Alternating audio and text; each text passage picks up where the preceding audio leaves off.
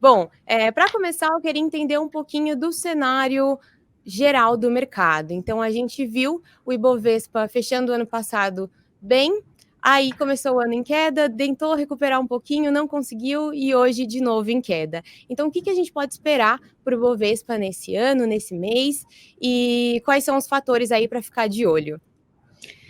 Legal. É importante essa pergunta porque ela me dá a oportunidade de diferenciar o Ibovespa das ações brasileiras como um todo, porque são duas coisas completamente diferentes. O Ibovespa ele tem um peso muito grande de commodities, principalmente petróleo e minério de ferro.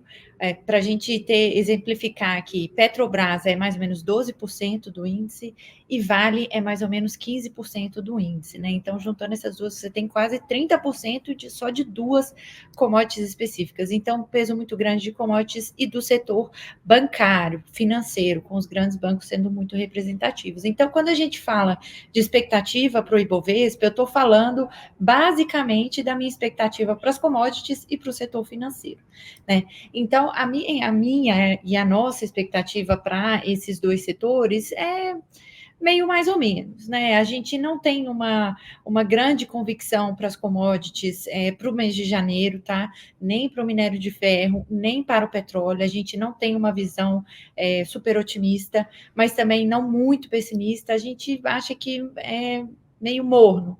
Né? Então, não espero nenhuma grande alta de commodities esse mês. Para o setor financeiro, a gente também não espera. Né? Agora, por outro lado, a gente tem uma expectativa bem positiva para outras coisas, e são essas coisas que a gente pretende trabalhar na carteira 10 ideias de janeiro. Perfeito. E já falando desses setores e pegando um pouquinho já do gancho da carteira, então quais setores vocês veem se destacando em janeiro? A gente vê, não só para janeiro, mas para o ano todo, uma performance bem destacada do setor das cíclicas domésticas. Por quê? E eu já vou explicar o que é isso. É um ano de queda de juros, né? Tanto aqui no Brasil quanto lá fora. E esse ciclo combinado de queda de juros nos Estados Unidos e aqui, ele cria uma força muito poderosa para as ações brasileiras. Uma força que ela vai por dois canais. O primeiro é um canal que a gente chama de re-rating, que nada mais é do que o jargão inglês para reavaliação para cima dos múltiplos ao qual as ações são negociadas. Então, é uma força que ela acontece mais rápido e ela acontece quando a curva de juros ela se desestressa, que é o que a gente vê acontecendo nos últimos 2 meses do ano passado e também em janeiro. Continua acontecendo um alívio aí nas curvas de juros aqui e lá fora. Então, a gente começa a ver uma reavaliação desses múltiplos. Isso vale para todos os setores, mas pega principalmente os setores mais sensíveis aos juros, né? Então, como assim? Se empresas do varejo doméstico, empresas que têm um nível de alavancagem financeira maior, não perigosamente maior, mas um pouquinho maior, né? Não, sair um pouco daquelas empresas que são caixa líquido, né? Não tem dívida líquida, mas tem um balanço um pouquinho alavancado, porque a redução de juros vai diminuir a despesa de juros dessas empresas, né? Então, isso faz uma diferença muito grande no lucro que elas vão gerar. E, por último, empresas que têm um ciclo de crescimento longuíssimo, né? Que a gente vê que tem uma maturação das avenidas de crescimento muito longas. Quando o juro abaixa, o valor presente desses fluxos ele fica mais alto e essa diferença é mais pronunciada para essas empresas. Então, infraestrutura, setor imobiliário, construtoras, né, shoppings, setor de varejo. Então, acho que esses tendem a ser os grandes destaques do ano. Legal. E tem algum setor que dá para ter cautela agora?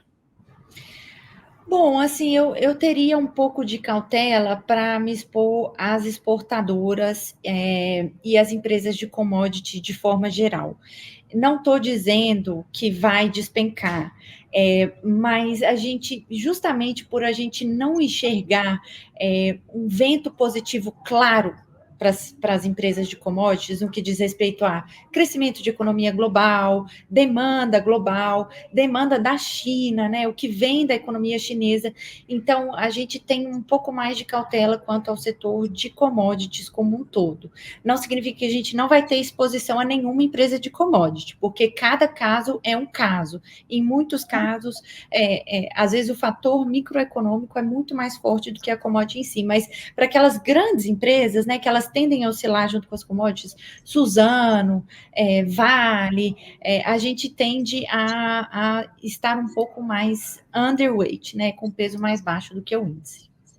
Tá, legal. Tem uma pergunta legal aqui do Leonardo no chat, falando sobre queda de juros nos Estados Unidos. Então, se não houver a queda lá, pode atrapalhar as quedas aqui? Isso muda o cenário para a gente?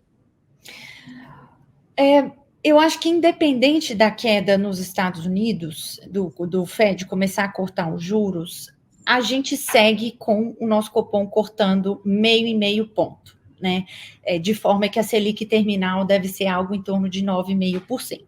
Então, esse é o nosso cenário base e que independe do corte do Fed. Se não houver corte do Fed, a gente começa a tirar completamente a possibilidade de aceleração dos cortes de Selic. Então, assim, do jeito que está hoje, né, a gente tem precificado uma certa probabilidade do nosso Copom aqui cortar mais rápido. Em vez de 0,5, em determinado momento ele passa a cortar de 0,75 ou de 1 ponto em 1 ponto. Não havendo corte lá fora, a gente prevê que não tem essa possibilidade de aceleração. Legal, então uma Selic terminal mais próxima do que poderia ser, né? E aí, indo um pouquinho agora para a carteira, eu queria entender um pouquinho qual é a estratégia da Empíricos para a carteira de janeiro. Bom, para a carteira de janeiro, a gente quis trazer um pouco mais ainda esse vetor dos cíclicos domésticos, da duração longa, das empresas um pouquinho mais alavancadas, mas sem nunca abrir mão do fator qualidade na execução, qualidade na alocação de capital do acionista. Então, com isso em mente, a gente substituiu o VEG por COSAN. VEG é uma empresa que tem um pouco mais da metade da sua receita vinda de exportação, portanto, uma receita dolarizada, com um dólar mais baixo, com perspectiva de continuar um pouquinho mais baixo, a gente perde um pouco o interesse nesse tipo de vetor e prefere estar no cíclico doméstico, né? Então, Cosan é um grande caso de infraestrutura brasileira, uma empresa que tem um ciclo de maturação das avenidas de crescimento bem longo, a gente está falando de coisa de 5, 10, 15 anos, então, para quem a queda de juros faz muita diferença na precificação da ação. Ao mesmo tempo, qualidade na execução, um histórico comprovado de alocação de capital com altos retornos para o acionista. Então, a gente colocou aí como um dos grandes destaques para janeiro e talvez uma das nossas principais apostas para o ano de 2024.